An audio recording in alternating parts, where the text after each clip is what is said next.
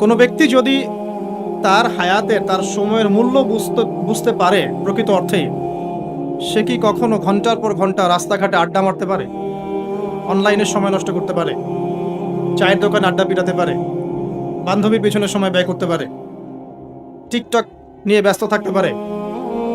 সময়ের মূল্য যে ব্যক্তি বোঝে সে কি কখনো এই কাজগুলো করতে পারে?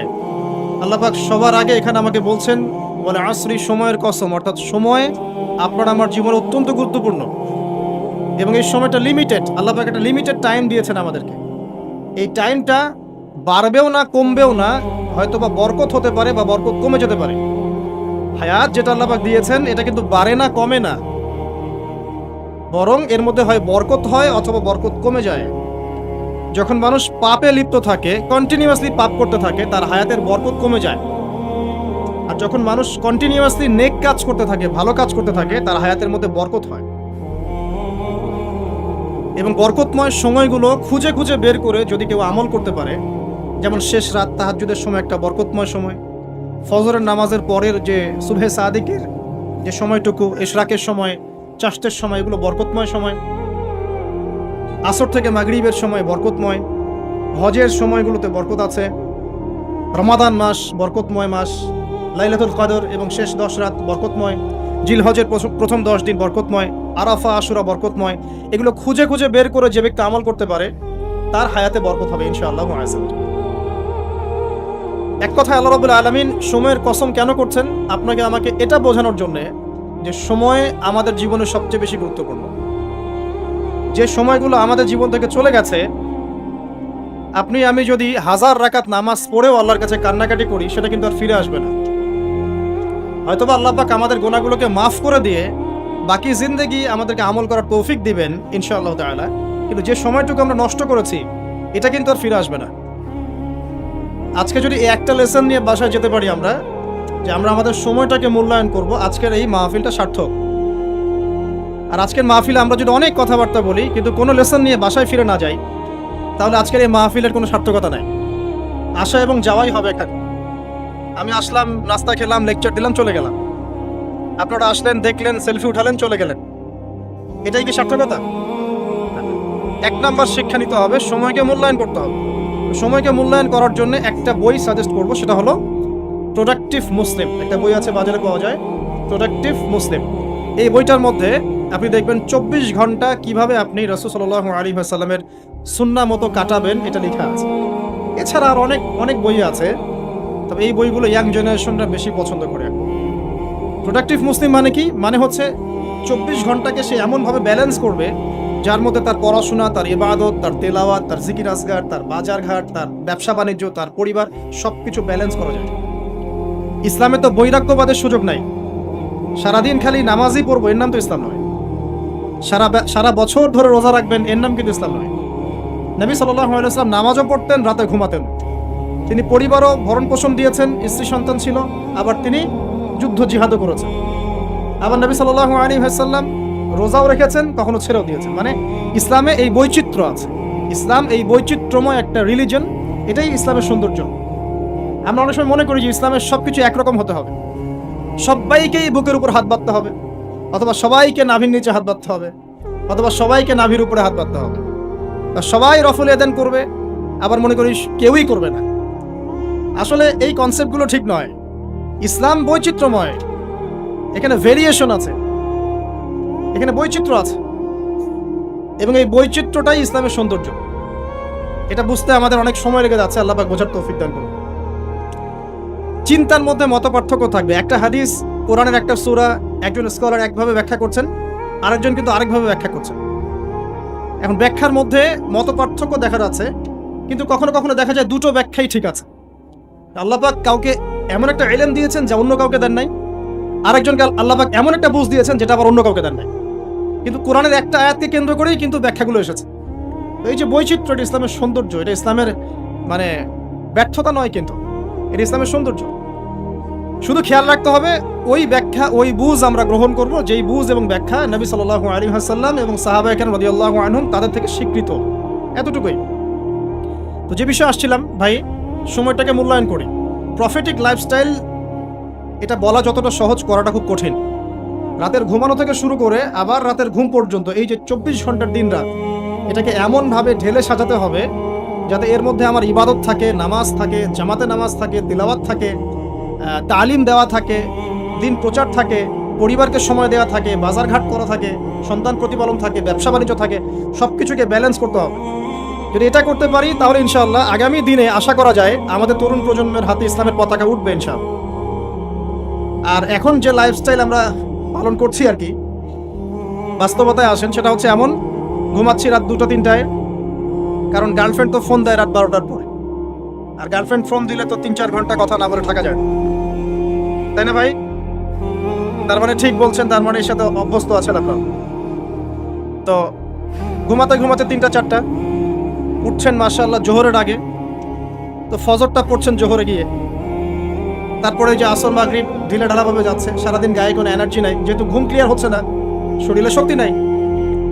এরপরে আবার ফেসবুকিং আছে, ইউটিউবিং আছে, বন্ধুদের সাথে আড্ডা আছে, একটু সময় পাইলে স্কুল কলেজে অথবা কফি শপে অথবা চায়ের দোকানে আড্ডা মারা, আবার রাত্রেবেলা ওই যে এলাকা ভিত্তিক কিছু জায়গা থাকে আড্ডা মারার, আপনার নদীর ধারে বা রাস্তার ধারে বা ব্রিজের উপরে দেখবেন গোল হয়ে যুব সমাজ বসে বসে লুডো খেলছে। গোল হয়ে যুবকরা বসে যে কিছু একটা করে, কি করে এটা বুঝতে আমার 1 মাস লাগছে। আমি অনেককে প্রশ্ন করছিলাম যে আসলে ওরা করে কি, যে গোল হয়ে যে বসে থাকে মাঝখানে একটা জিনিসের দিকে তাকায় আছে, কি করে আসলে। পরে একদিন নিজেই গিয়ে দেখলাম আসলে কি করে। ভাই কি করো? ওই যে ভাই ইতস্তত বোধ করছে যে আপনি, আপনার ভিডিও আমরা ইউটিউবে শুনি, আপনি সেই ব্যক্তি না? হ্যাঁ আমি সেই ব্যক্তি। কি করো তোমরা? তো বলছে যে আমরা ভাই লুডো খেলছিলাম। ওখানে যে লুডো খেলে এটা আমরা বুঝতে পারি নাই। আমি অনেস্টলি বলছি যে টিকটক বলে যে কিছু একটা আছে, এটা আমি জানতাম না এতদিন। এটার নামে কোনো অ্যাপস আছে এটা আমার জানাই ছিল না, শুধু ফেসবুক এবং ইউটিউবিং জানতাম। তো দেখেন আমরা সময়গুলো প্র্যাকটিক্যালি এভাবে নষ্ট করছি একটা। তো যদি প্রফিটিক লাইফস্টাইলে না আসতে পারি তাহলে আল্লাহ পাকের যে শপথ ওয়াল আসরি, সময়ের কসম, এখান থেকে কোনো শিক্ষা আমরা অর্জন করতে পারছি না। 2 নম্বরে যাওয়ার আগে আল্লাহর কাছে ওয়াদা করি যে আজকে থেকে ইনশাআল্লাহ তাআলা যতদিন আল্লাহ পাক বাঁচিয়ে রাখবেন, ইনশাআল্লাহ তাআলা দেশের প্রেক্ষাপট যেমনই হোক, বিশ্বের প্রেক্ষাপট যেমনই হোক, ঠিক আছে, দেশে মহামারী নেমে আসুক, দুর্ভিক্ষ নেমে আসুক, কি হয় হোক, 24 ঘন্টার প্রফিটিক লাইফস্টাইল আমি মেনে চলবো ইনশাআল্লাহ। স্পেশালি যুব সমাজকে এই নিয়াত করতেই হবে, আদারওয়াইজ আপনারা সামনে ভয়ঙ্কর বিপদ দেখতে পারবেন। এমন ভয়ঙ্কর সিচুয়েশন আসবে যেটা কল্পনাতেও নাই এই মানব জাতির। কি আসবে সেটা নিয়ে আমি আসলে আপনাদেরকে ভয় দেখাতে চাচ্ছি না। আগামী বিশ্বের ভবিষ্যৎটা ভালো না, আগামী বিশ্বের ভবিষ্যৎটা মোটেই ভালো না। তো সময় এখনই আছে, মানে এই সময়টাই সময় মনে করেন, ভবিষ্যতের চিন্তা বাদ দিয়ে এইটাকেই সময় মনে করেন। আল্লাহ পাক তৌফিক এনায়েত করুন, আমিন। 2 নম্বর মেসেজ হচ্ছে আল্লাহ পাকের, সময়ের কসম করে আল্লাহ পাক বোঝাতে যাচ্ছেন যে ইতিহাস এর দিকে আপনাকে চোখ দিতে হবে।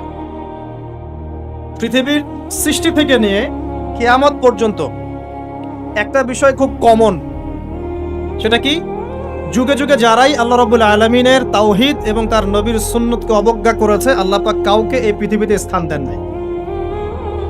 এই ইতিহাসটা কোরআন এবং হাদিসের পাতায় পাতায় আছে। সময়ের শপথ করে আল্লাহ পাক আমাদেরকে বলছেন ইতিহাস ঘেটে দেখো, পিছনের দিকে তাকিয়ে দেখো, যুগে যুগে যারাই আল্লাহ এবং তার রাসূলের অবাধ্য হয়েছে, আল্লাহ পাক কাউকে এই পৃথিবীতে স্থান দেন নাই। 1 নম্বর দেখেন, ওই যে নূহ আলাইহিস সালাম স্থান পেয়েছে। নূহ আলাইহিস সালামের যুগে যে মানুষেরা আল্লাহর বিরোধিতা করেছিল তারা কি টিকতে পেরেছে? পারে নাই। মাত্র 40 বা 80টা পরিবার নাজাত পেয়েছে, বাকি সবাইকে আল্লাহ পাক ডুবিয়ে মেরেছে। পৃথিবীতে এখন আমরা যারা বেঁচে আছি, আমরা কিন্তু ওই 40 বা 80 পরিবারের সন্তান। আমাদের পিতামাতা কিন্তু ওইদিকে, যারা ওই সময়ে মহাপ্লাবন থেকে উদ্ধার পেয়েছে, নাজাত পেয়েছে, আমরা কিন্তু তাদেরই সন্তান। আর বাকি কাউকে আল্লাহ পাক পৃথিবীতে রাখেন নাই। আল্লাহর কিচ্ছু যায় আসে না। একটা হাদিসে আছে পৃথিবীর দাম আল্লাহর কাছে একটা মাছির পাখার সমানও না। এই যে ফয়জুল কালাম বইটা আছে, পড়ে দেখবেন। এই বইটা বাসায় রাখতে পারেন, অনেক চমৎকার একটা বই। এখানে অনেক হাদিস আছে, এটা আপনাদের জন্য খুব ইজি হবে, স্পেশালি যারা জেনারেল লাইনে পড়াশোনা করছেন।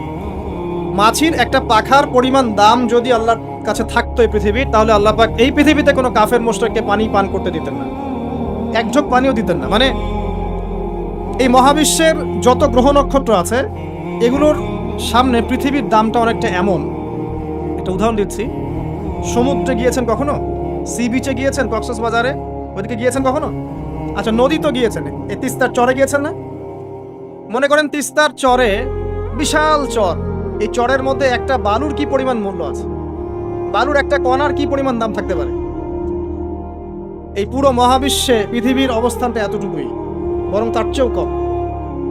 পুরো মহাবিশ্বে পৃথিবীর অবস্থান এর চাইতেও কম, যতটুকু একটা বিশাল চরের মধ্যে একটা বালুর মূল্য। পুরো বিশাল সমুদ্র সৈকত, এই সমুদ্র সৈকতে একটা বালুর কোনো দাম আছে? একটা বালুর কণার? ওটা থাকলেই কি না থাকলেই কি? পৃথিবীর অবস্থানটা ঠিক এমন মহাবিশ্বে।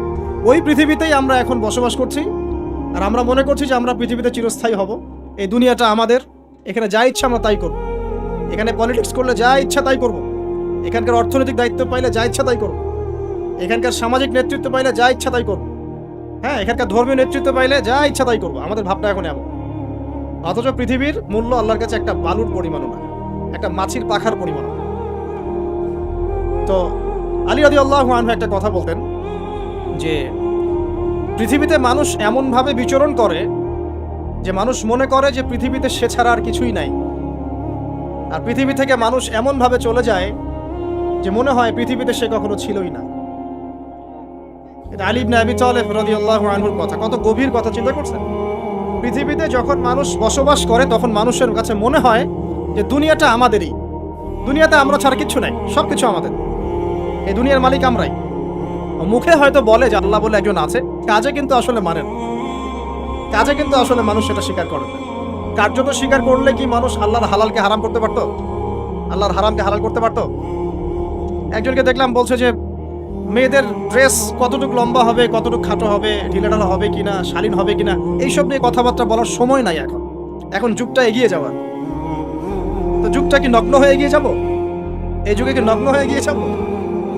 তো এই যে আল্লাহ পাকের বিধানের 5 পয়সা পরোয়া নাই। আল্লাহ পাক যেখানে বলছেন সূরা আহজাবে যে মেয়েদেরকে বলো হে নবী, তারা যখন বাড়ি থেকে বের হবে তারা যেন জিলবাব দিয়ে তাদের কাপড়টা, দেহটাকে ঢেকে নেয়। তো আল্লাহ পাকের এই আদেশের কি দাম আছে ওর কাছে? 5 পয়সা দাম আছে? আল্লাহ পাক বলছেন সুদ খেও না, যদি সুদ খাও তাহলে আল্লাহ এবং তার রাসূলের সাথে যুদ্ধের ঘোষণা শুনে রাখো। কোনো দাম আছে আল্লাহর কথা? সুদ না খেলে যুগে চলে? চুরি করো না, ডাকাতি করো না, জেনা করো না, আল্লাহ পাক বলছেন। দেধার্স এগুলো আমরা করছি এবং এগুলোকে স্বাভাবিকভাবে মেনে নিয়েছি, যেটা হয়।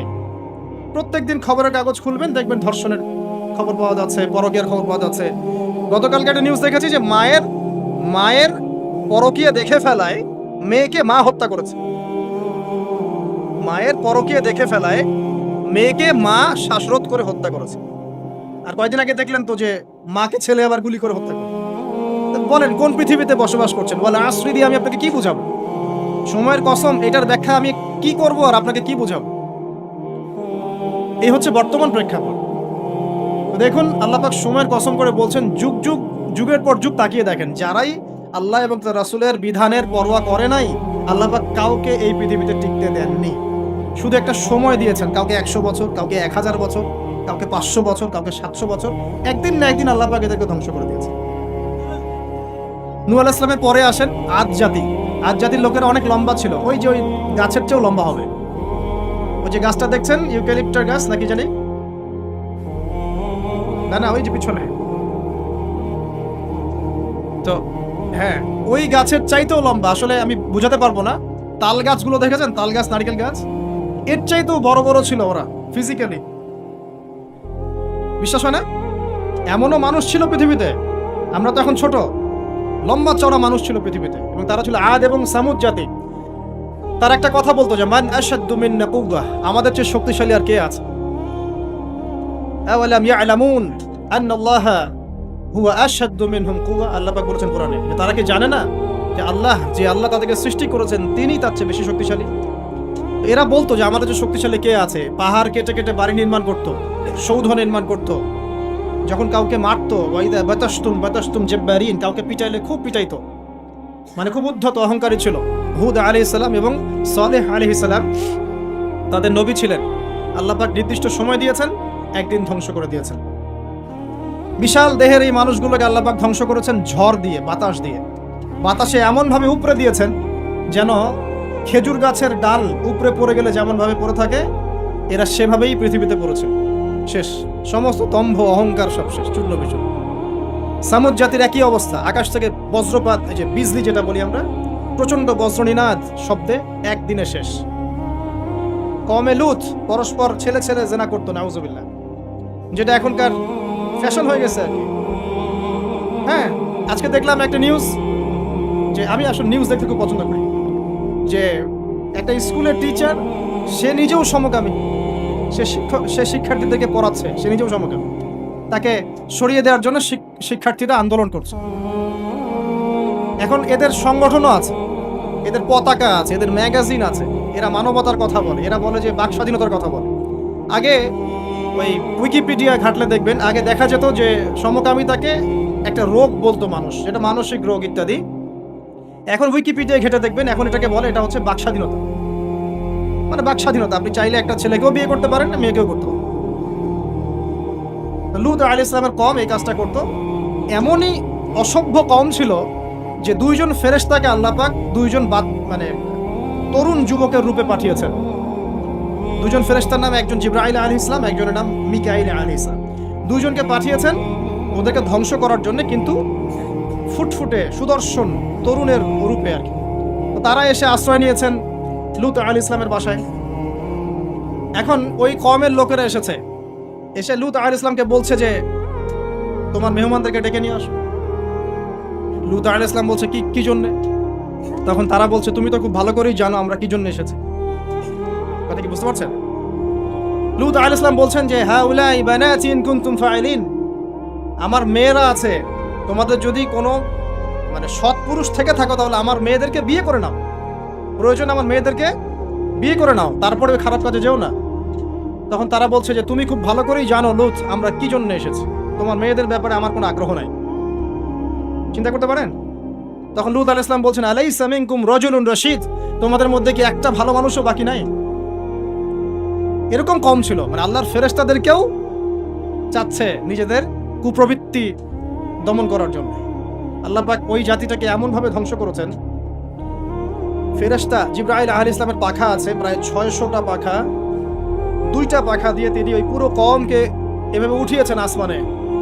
তারপর আসমান থেকে ওদেরকে পাথর বর্ষণ করা হয়েছে, রজম যেটা বলি আমরা। দুনিয়াতে রজম না হলে আসমানে হয়েছে রজম, পাথর নিক্ষেপ করে থেতলে দেওয়া হয়েছে, তারপরে এদেরকে উল্টে এভাবে দাফন করে দেওয়া হয়েছে। জর্ডান নামক জায়গার ডেড সি বা মৃত সাগর যেটা, ওই জায়গাটা হচ্ছে কওমে লূতের জায়গা। অনলাইনে ঘেটে দেখেন, এই জায়গায় এই কওমে লূত থাকতো, সমকামী। এখন এটা মুহাম্মদ সাল্লাল্লাহু আলাইহি ওয়াসাল্লাম নিজেও বলছেন যে আমি আমার উম্মতের উপরে যে কয়টা বিষয় বেশি ভয় করি তার মধ্যে একটা হচ্ছে গোপন শিরক, একটা হচ্ছে লোক দেখানো আমল, একটা হচ্ছে এই উম্মতের এক শ্রেণীর আলেম তারা সমাজে ফিতনা সৃষ্টি করে বেড়াবে এবং আসমানের নিচে এরা সবচেয়ে নিকৃষ্ট শ্রেণীর মানুষ হবে। আমি ভয় করি আমার উম্মত মূর্তি পূজারী হয়ে যাবে, এবং আমি ভয় করি আমার উম্মতের মধ্যে সমকামিতা ছড়িয়ে পড়ছে না, এখন পড়ছে। খুব সতর্ক সাবধান থাকবে। এটা ছড়িয়ে পড়ার মূল কারণ কি? খুব কমন প্রশ্ন, আসলে কারণের দিকে আসেন, কারণটা ফাইন্ড আউট করি। জেনা যে ছড়িয়ে পড়ছে আর পরকীয়া যে ছড়িয়ে পড়ছে, সমকামিতা ছড়িয়ে পড়ছে, এর কারণটা কি কারণ? আজকে থেকে 50 বছর আগে তো এমন ছিল। লাস্ট 50 বছরে কি হচ্ছে, মানে এটা ছড়িয়ে পড়ছে, কারণটা কি? 1 নম্বর কারণ হচ্ছে ফ্রি মিক্সিং, মানে ছেলে মেয়ের অবাধ বিচরণ, এটা 1 নম্বর কারণ। আগে যত বেশি পর্দা রেস্ট্রিক্টেড ছিল তত বেশি এখান থেকে মানুষ সেফ ছিল। 2 নম্বর কারণ হচ্ছে যে যৌন শিক্ষার নামে আমরা মানুষকে নগ্নতা শিখাচ্ছি। 3 নম্বর কারণ হচ্ছে প্রত্যেক প্রিন্ট এবং ইলেকট্রনিক মিডিয়া যৌনতার সুড়সুড়ি দিচ্ছে। আর তার চেয়ে বড় 4 নম্বর কারণ হচ্ছে পর্নোগ্রাফি। এটা সবার মোবাইলে এখন ফ্রি অ্যাক্সেস, যে কেউ ইচ্ছা, আলেম হোক আর জালেম হোক আর যেই হোক না কেন, সবাই বাসায় গিয়ে চুপচুপ করে পর্নোগ্রাফি দেখতে পারে।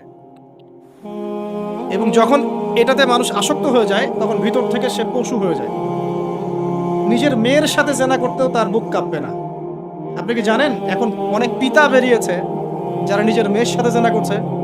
খবর দেখেছেন? এটা কিভাবে সম্ভব? পর্নোগ্রাফির মধ্য দিয়ে সম্ভব। পর্নোগ্রাফি দেখতে দেখতে দেখতে দেখতে এগুলোকে মানুষের কাছে কমন মনে হচ্ছে, স্বাভাবিক। তখন কোনো মেয়ের দিকে আর সম্মানের চোখে মানুষ তাকাতে পারছে না। একটা মেয়ের দিকে সম্মানের দৃষ্টিতে মানুষ আর তাকাতে পারছে না। আর মেয়েরাও যে খুব ভালো তা না, ম্যাক্সিমাম মেয়ে দেখা যায় বেপর্দায় চলে। ওরা পছন্দ করে কেউ ওদেরকে ইপ্রিজিং করুক, কেউ একটু লাভ লেটার দিক, কেউ টিকটকে একটু নক করুক, কেউ মেসেঞ্জারে নক করুক। অনেক মেয়েরা তো অনেক বদ এখন। ভালো মেয়ে খুঁজে পাবেন কোথায়? খুবই রেয়ার, খুবই রেয়ার। ভালো মেয়ে খুঁজে পাওয়া খুবই রেয়ার। যদি আপনি নিজে পবিত্র না থাকেন, আপনি পবিত্র মেয়ে খুঁজে পাবেন না। প্রিয় দিনী ভাই, আপনি যদি নিজে পবিত্র না থাকেন, আপনি পবিত্র মেয়ে খুঁজে পাবেন না। বড় বড় শহরগুলোতে গিয়ে দেখেন, শপিং মলগুলোতে গিয়ে দেখেন, শপিং মল, ইউনিভার্সিটিস, মেগা সিটিসগুলোতে গিয়ে দেখেন, মেয়েদের গেট আপগুলো দেখেন। বলবে যে হুজুর আপনারা এগুলো দেখেন? জি না, আমরা দেখি না, বাট আমাদের চোখের সামনে পড়ে যায়। আর চোখের সামনে যখন পড়ে যায়, তখন তো আমরা চোখ বন্ধ করে হাঁটতে পারবো না। মনে করেন আমি কার ড্রাইভ করছি, এমনকি আমি চোখ বন্ধ করে ড্রাইভ করবো? সামনে কেউ পড়ে গেলে বলবেন হুজুর আপনার দৃষ্টি খারাপ। কি ফাইজলামি শুরু করছে! ডানে বামে চারপাশে যখন মেয়েরা এভাবে নগ্ন হয়ে ঘুরবে, আমি কি চোখ বন্ধ করে আকাশের দিকে তাকায় গাড়ি চালাবো? না আকাশের দিকে তাকায় হাঁটবেন, নাকি মাটির তলে তাকায় হাঁটবেন? কি করবো? তো এগুলো হচ্ছে এক প্রকার এক শ্রেণীর বুদ্ধি প্রতিবন্ধী আছে, নাস্তিকতায় বিশ্বাসী, এদের খোরা যুক্তি এগুলো। সারা দেশে এরকম নগ্নতা ছড়িয়ে বেড়াবা আর বলবা যে তোমাদের মানসিক সমস্যা, হ্যাঁ তোমাদের মনের সমস্যা, রোগটা তোমাদের মনে। আশ্চর্য বিষয়। সুবহানাল্লাহ। তো যেটা বলছিলাম ভাই, এগুলোর কারণটার দিকে আসেন। মূল কারণটা কিন্তু এগুলা, ফ্রি মিক্সিং, আপনার মিডিয়াগুলোর মধ্য দিয়ে এইভাবে অবাধে দেদারসে যৌনতার প্রদর্শনী, বিভিন্ন মুভিজ অ্যান্ড ফিল্মস, এই যে সিরিয়াল, এইগুলা, এমন কিছু মিডিয়া যেগুলো আমাদেরকে যৌনতা শেখাচ্ছে, এবং পর্নোগ্রাফি, এগুলো সব কিছু যখন একত্রিত হয়েছে, তখন দেখবেন সমাজের মধ্যে যৌনতা বেড়েছে, জেনা বেড়েছে, ধর্ষণ বাড়ছে, তারপরে পরকীয়া বাড়ছে, এবং এগুলো এখন নর্মাল হয়ে গেছে। মানে এগুলো নর্মাল, মানুষ সবাই মেনে নিছে যে এটা হয়, এমনই আসলে। ধর্ষণ দিনে 4-5টা হয়, হ্যাঁ রেপ এটা হতেই পারে, জেনা, ছেলে মেয়ে একটা আপোষের সম্মতিতে প্রেম করছে, জেনা করছে, সমস্যা কিছু নাই, এটা বাক স্বাধীনতা, এটা মানুষ মনে করে এখন। হ্যাঁ, দুজন যদি পরস্পর সম্মতিতে জেনা করে, এটাকে পাপ মনে করা হচ্ছে না এখন আর। আপনার কথা কি মাথার উপরে আছে? একজন ছেলে একজন মেয়ে যদি সম্মতিতে জেনা করে, এটাকে পাপ মনে করা হচ্ছে না, জোর করে করলে তখন পাপ মনে করা হচ্ছে। এবং দেখা যায় অনেক পরিবার, আপনি জরিপ করে দেখেন, ম্যাক্সিমাম পরিবারে এখন পরকীয়া ঢুকে গেছে। স্বামীকে নিয়ে স্ত্রী সন্তুষ্ট না, স্ত্রীকে নিয়ে স্বামী সন্তুষ্ট চলছে।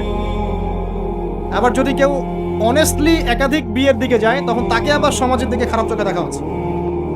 দেখা যাবে একটা স্ত্রী আছে বাসায়, কিন্তু বাইরে 10টা মেয়ের সাথে টাঙ্কি মেরে বেড়ায়, কোনো সমস্যা নেই, 10টা মেয়ের সাথে জেনা করে বেড়ায়, কোনো সমস্যা নেই। কিন্তু একটা মেয়েকে যদি বিয়ে করে, তাকে ভরণ পোষণ, তার রেসপন্সিবিলিটি, তার গার্ডিয়ানশিপ, তাকে সম্পত্তির অধিকার, যৌন অধিকার সবকিছু দেওয়ার চেষ্টা করে, তখন সমাজের মানুষ বাঁকা চোখে তাকায়।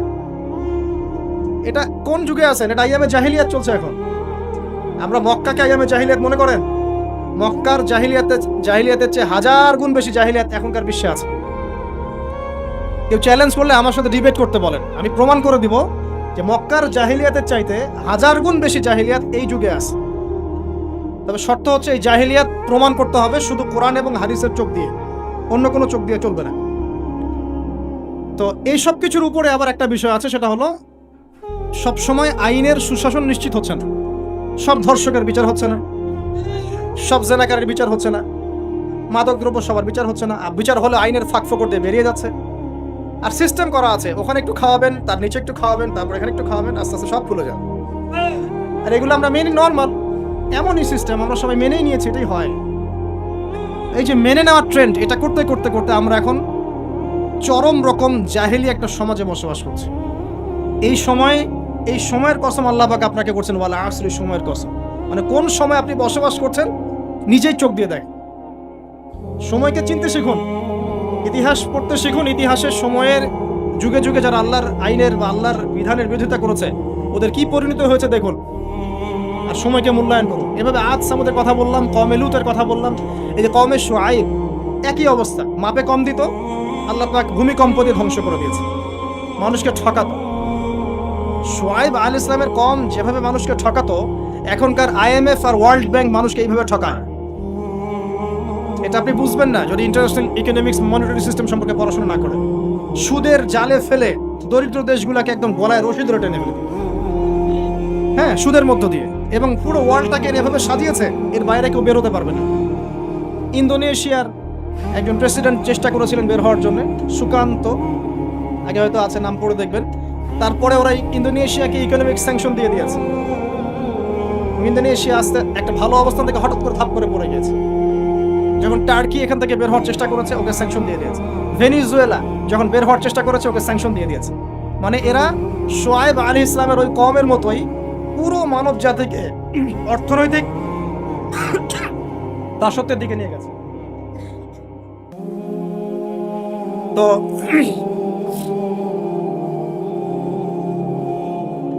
তারপরে আসেন সামনে যাই। শোয়েব আলাইহিস সালামের কওমের পরে কি? ফিরআউনের কওম, মুসা আলাইহিস সালাম। ফিরআউন ছিল বিশ্বের সবচেয়ে প্রতাপশালী নেতা, যে নিজেকে এক পর্যায়ে বলেছিল যে আনা রব্বুকুমুল আ'লা, আমি তোমাদের মহান রব, তাই না? সে বলেছিল যে আমি তোমাদের জন্য যা ভালো মনে করি আমি তাই করি, এবং আমি তোমাদেরকে সরল পথ দেখাই। এটা ফিরআউনের স্টেটমেন্ট, এটা কিন্তু ফিরআউনের স্টেটমেন্ট। তো সে নিজেকে এক পর্যায়ে রব দাবি করে, এবং আল্লাহ পাক তাকে ক্ষমতা দিয়েছিলেন, দীর্ঘ হায়াত দিয়েছিলেন, ওকে জুলুমের ক্ষেত্রে আল্লাহ পাক অবকাশ ছাড় দিয়েছিলেন। এক পর্যায়ে সে মনে করলো যে তাকে ধরার কেউ নাই। আল্লাহ রাব্বুল আলামিন একটা সুযোগের অপেক্ষা, সেটা হলো মুসা আলাইহিস সালামকে ধাওয়া করছে ফিরআউন এবং তার দলবল লোহিত সাগরের কাছে আসলো। ফিরআউন এদিকে দাঁড়িয়ে আছে, মুসা আলাইহিস সালাম এবং তার সাথীরা পার হয়ে গেল। ফিরআউনও পার হতে গিয়ে আল্লাহ পাক সবাইকে সদল বলে ডুবিয়ে দিলেন। একদিনের ব্যাপার। আল্লাহ পাক ওয়াল আসরির সময়ের কসম করে এদিকে আমাদেরকে তাকাতে বলছেন। ইতিহাস ঘেটে দেখো, ফিরআউনের মতো বড় যারা স্বৈরাচারী ছিল তারাও টিকতে পারেনি, পেরেছে? নমরুদের কথা আপনারা জানেন, বিশাল প্রতাপশালী, তাকে আল্লাহ পাক লম্বা হায়াত দিয়েছিলেন। ইব্রাহিম আলাইহিস সালামকে কত পরীক্ষায় না ফেললো, আগুনে পর্যন্ত ফেলেছে। ইব্রাহিম আলাইহিস সালাম বলেছেন হাসবি আল্লাহ ওয়া নি'মাল ওয়াকিল, হাসবি আল্লাহ ওয়া নি'মাল ওয়াকিল, নি'মাল মাওলা ওয়া নি'মান নাসির। আল্লাহ রাব্বুল আলামিন ইব্রাহিম আলাইহিস সালামকে বিজয় দিলেন ও নমরুদকে আল্লাহ পাক ধ্বংস করে দিলেন। কোথায় যাবেন? ঈসা আলাইহিস সালামের কওমে আসেন। যারা ঈসা আলাইহিস সালামকে মেনে নিয়েছে নাজাত পেয়েছে, যারা মেনে নেয় নাই কিয়ামত পর্যন্ত আল্লাহ পাক ওদেরকে লানত করে রেখে দিয়েছে। ওরা কারা? ওরা ইহুদিরা, জিউসরা। তো লম্বা করছি না, একটা বিষয়ের দিকে ফোকাস করেন। সময়ের কসম বলতে আল্লাহ পাক আপনাকে বর্তমান সময়টাকে চিন্তা করতে শেখাচ্ছেন। আপনি আমি যে সময় আছি সে সময় নিয়ে ভাবতে হবে। 1, 2 সময়কে মূল্যায়ন করতে হবে। 3 অতীতের সময়গুলোর দিকেও তাকাতে হবে, যে অতীতে কখন কার কি পরিণত হয়েছে, কি কারণে হয়েছে। এখান থেকে শিক্ষা নিয়ে সামনের দিকে পথ চলতে হবে। আর সামনের সময় কেমন? সামনের সময় আরো ভয়ঙ্কর। যত দিন যাবে কিয়ামতের যে আলামতগুলো বাকি আছে সেগুলো আস্তে আস্তে চোখের সামনে দেখা যাবে। 10টা বড় বড় আলামত এখনো দেখা যাচ্ছে না, বাকি ছোট ছোট যত আলামত আছে তার 100টার মধ্যে 99টাই দেখা যাচ্ছে।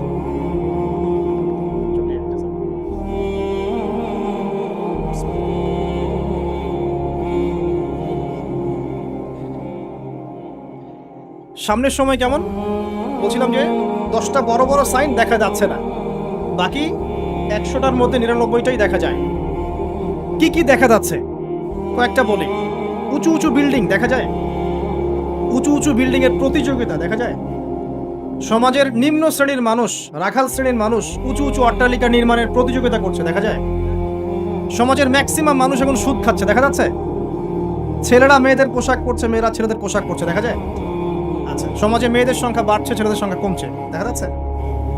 বেশি থেকে বেশি আল্লাহ পাকের গজব আসছে, আসমানি গজব, জমিনের বালা, বন্যা বলেন, ভূমিধস বলেন, ভূমিকম্প বলেন, জলোচ্ছ্বাস বলেন, দিন দিন বাড়ছে না কমছে? বাড়ছে। মুসলিমদের উপর অমুসলিমদের অত্যাচার বাড়ছে না কমছে? মুসলিম উম্মার বিভক্তি বাড়ছে না কমছে? বাড়ছে। মানুষ আলেম, বড় বড় ওলামায়ে কেরাম যারা আছে তাদের ইন্তেকাল বেশি হচ্ছে না কম হচ্ছে? ওলামায়ে কেরাম যারা বড় বড় আলেম ওলামা তারা আস্তে আস্তে চলে যাচ্ছেন না? মানুষ অনেক জাহেলকে আলেম মনে করছে না? হ্যাঁ, এমনও কিছু মানুষ মুসলিম সমাজে দিন প্রচার করছে যাদের ফ্রেঞ্চ কাট দাড়ি। আস্তে আস্তে আস্তে আস্তে দেখেন নাই, এমন অনেক মানুষ দিন প্রচার করছে ইসলামে, দাড়ি, ফ্রেঞ্চ কাট, মাশাআল্লাহ।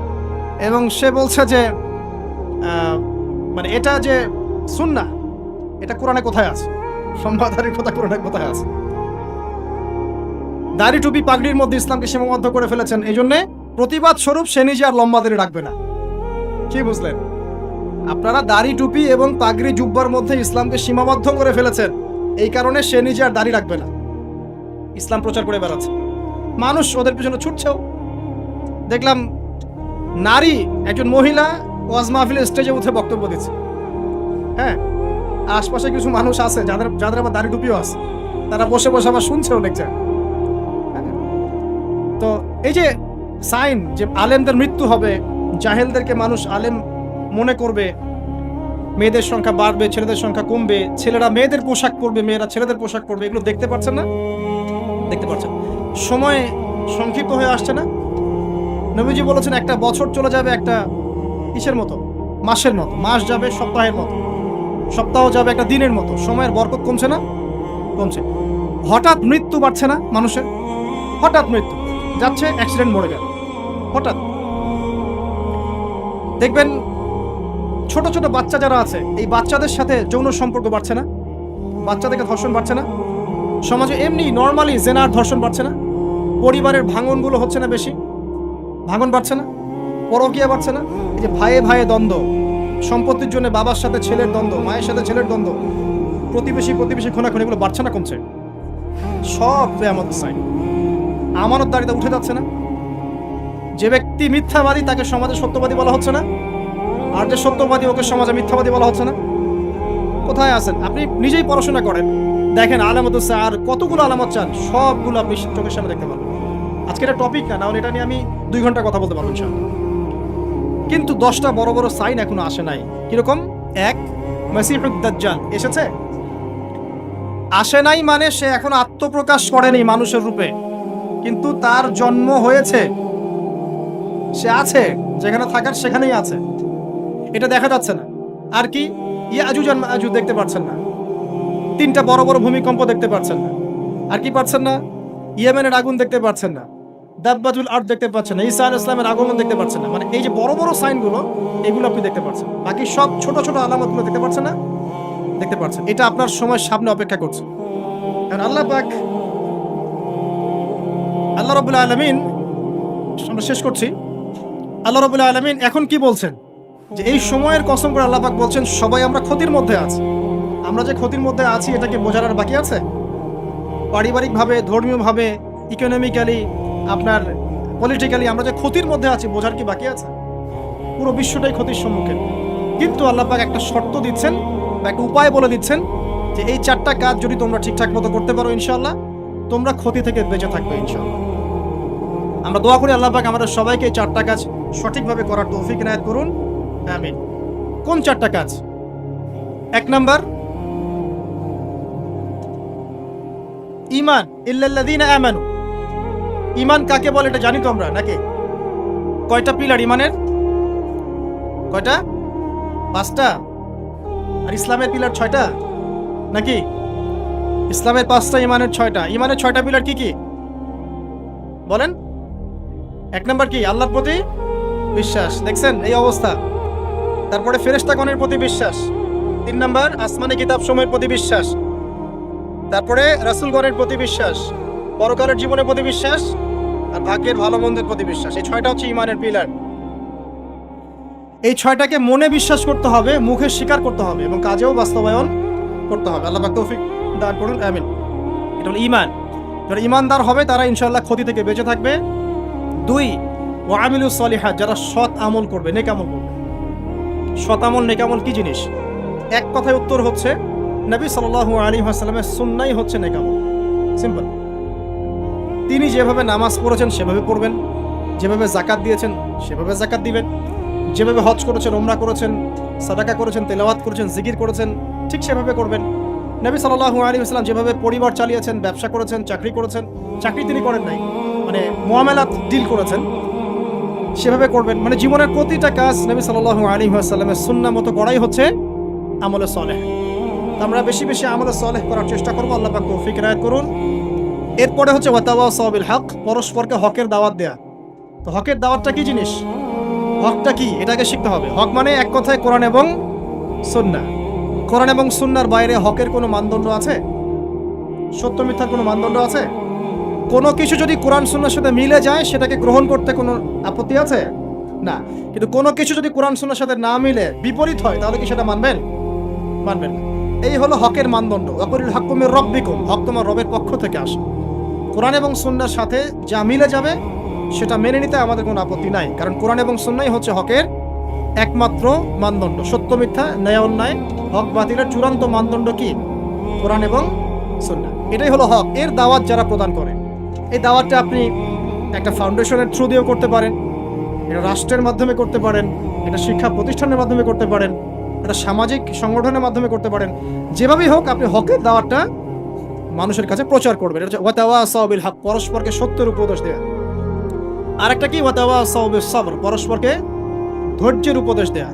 মানে হকের সাথে ধৈর্যের সম্পর্ক, দাওয়াতের সাথে ধৈর্যের সম্পর্ক। কারণ ইসলামের বিজয় রাতারাতি হয় না, সবর করতে হয়।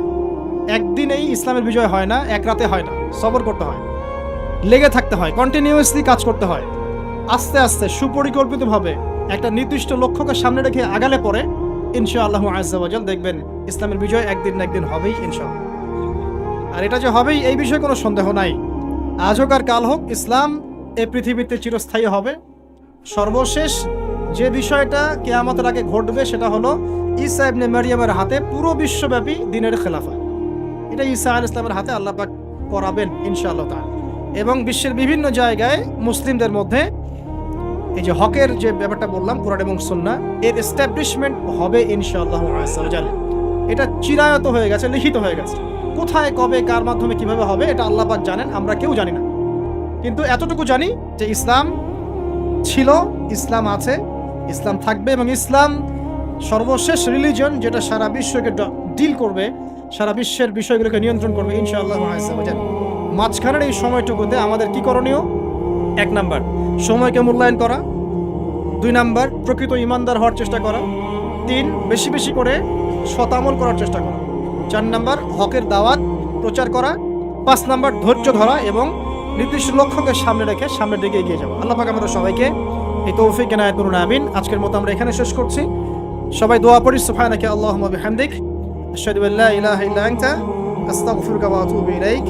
আসসালামু আলাইকুম ওয়া রাহমাতুল্লাহি ওয়া বারাকাতুহু।